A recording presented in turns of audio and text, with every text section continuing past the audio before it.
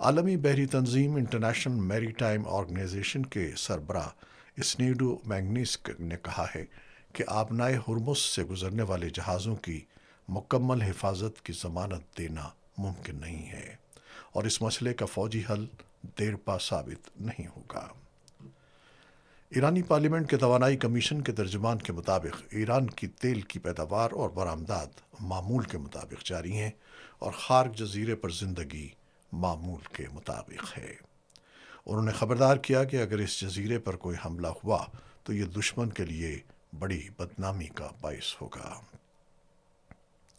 ایرانی فوج کے ترجمان ابو الفضل شکارچی نے کہا ہے کہ اگر امریکہ یا اس کے اتحادی کسی ملک کی سرزمین استعمال کرتے ہوئے خارق پر حملہ کریں گے تو ایران اس ملک کی تیل اور گیس کی تنصیبات کو نشانہ بنائے گا۔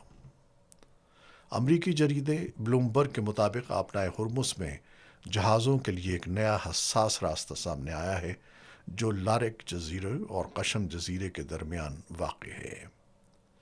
رپورٹ کے مطابق جہازوں کو محفوظ گزر دینے کے لیے ایران کی غیر رسمی منظوری درکار ہوتی ہے، جبکہ کئی ممالک نے ایران سے محفوظ راہداری کی درخواست کی ہے۔